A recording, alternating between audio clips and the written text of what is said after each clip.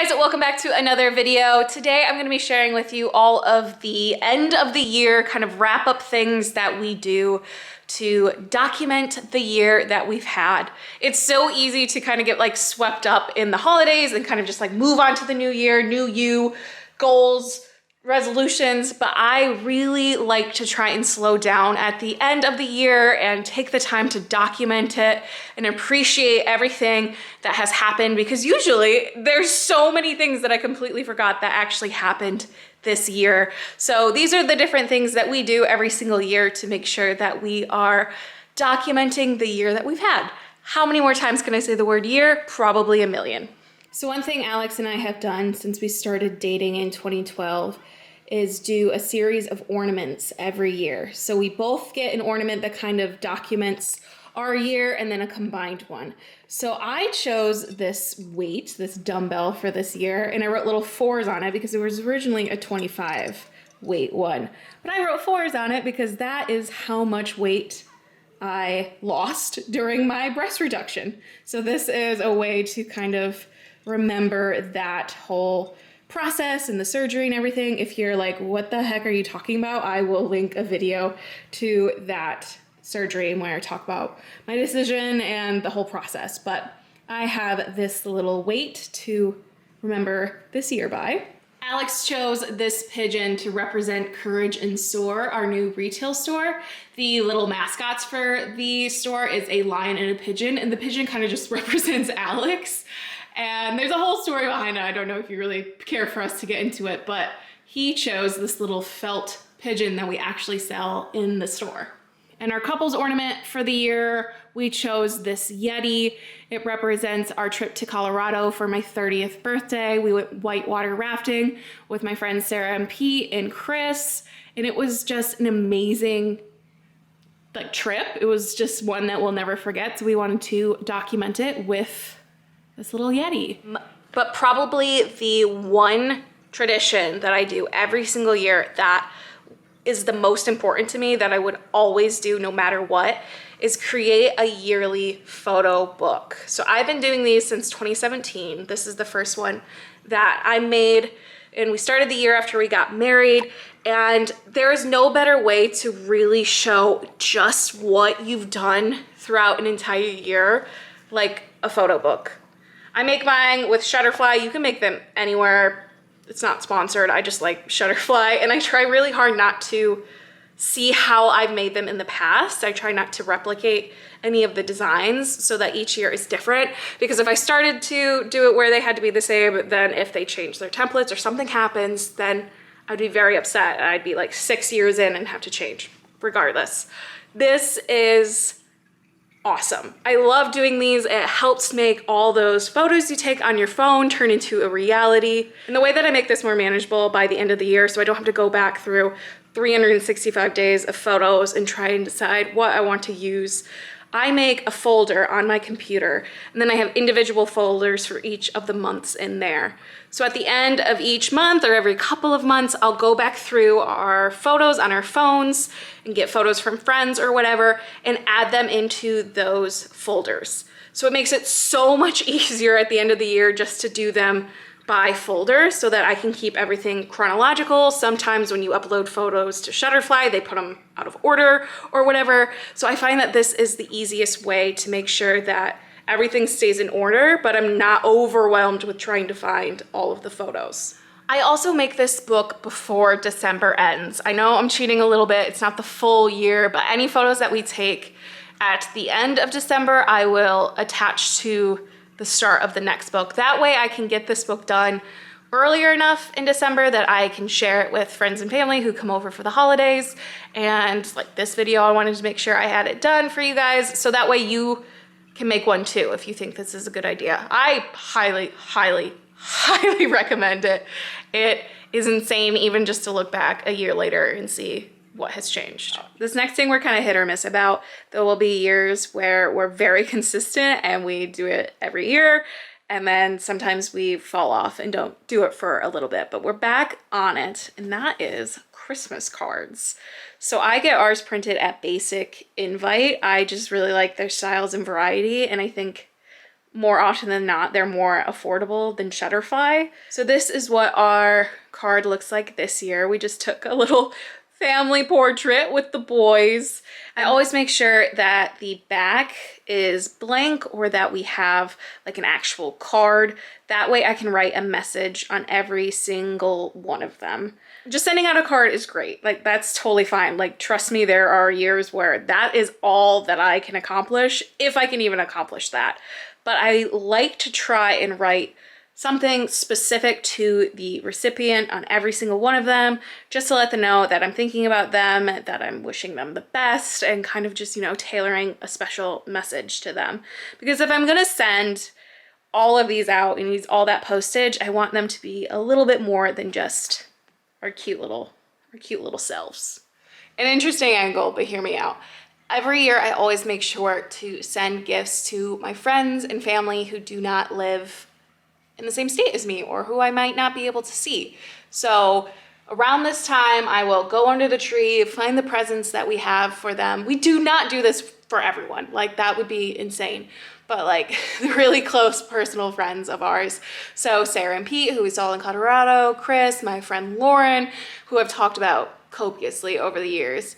We do not usually get to see them around the holidays. So I will gather all of the presents that I've put under the tree about a week or two before Christmas and mail them out. Now, if I didn't have my own business, I would just go to the post office and send them that way, but I put them into our shipping program and send them that way. So I'm gonna gather them all up, bring them to the store so I can print the labels and send them on their way. And I was waiting for the Christmas cards to come in so that I could include one of those, you know, save a little money on postage.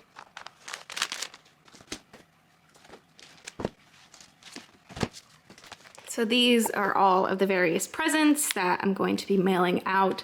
So like Alex's parents' gift is here because we saw them for Thanksgiving, but we won't see them for Christmas, and we want them to have their gifts more around Christmas time than like February. So all these little cuties are going into mailers or boxes, depending on what they are, and getting sent out.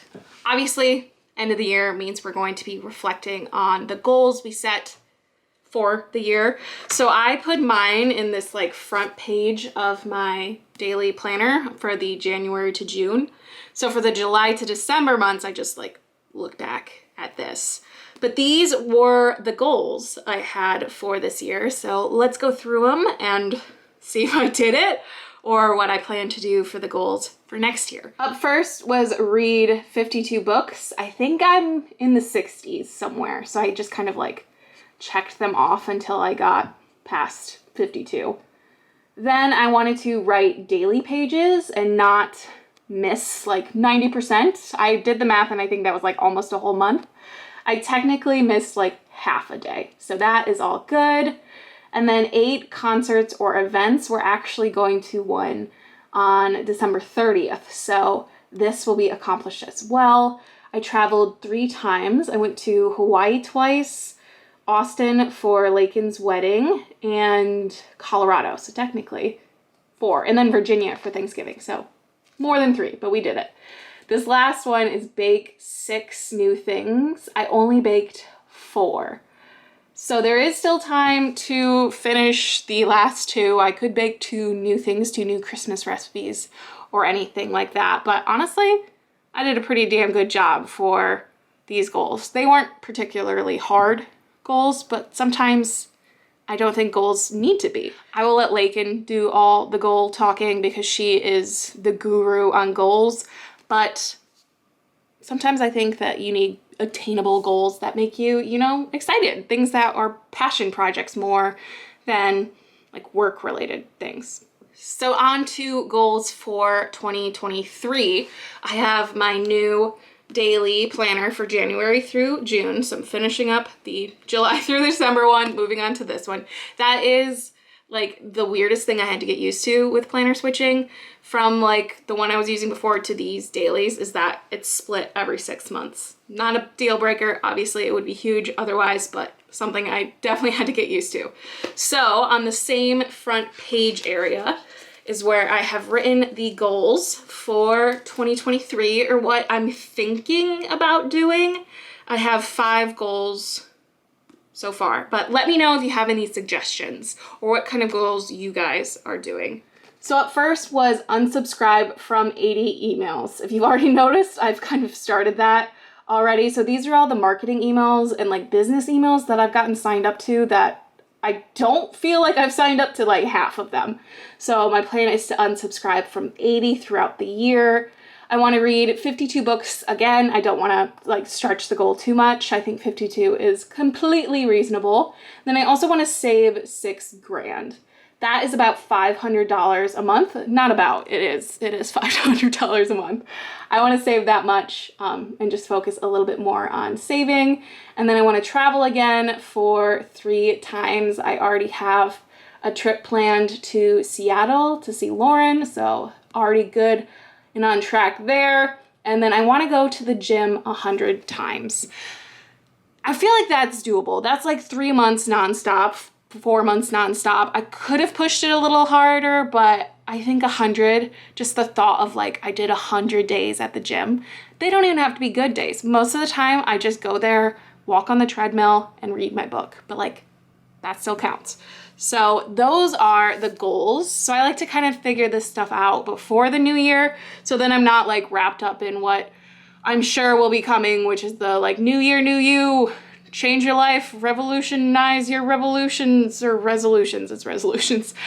So I like to have them kind of figured out ahead of time and like take my time digesting what I want to talk about. Like these, I've spent the last couple of weeks thinking about. Now I'm also setting up my new planner for the year. So usually I do this page that's right after the like front page where I track like accomplishments, work accomplishments, so that after the end of the year, I'm like, oh wow, we actually did do a lot of cool and interesting things. I completely did not do that for the last 6 months of the year. And I'm feeling it. Like, I feel like the last 6 months have just been like, what have we accomplished? So this is something I definitely want to get back into in 2023. So I've already put my little like label stickers on there. So I have that set up, and then I've just kind of started to add in my January stuff and get this planner set up. So when January 1 comes, it's already figured out. I can just start going, and I don't have that weird like stutter step of figuring out, okay, I gotta get this set up. I need this ready. So I already kind of have my tabs in here, some like to-do list stuff. It's all set and ready so that once like the holidays are over, I am good to go. So near the end of every year, we make a photo book. We pick out our individual and our couples ornaments.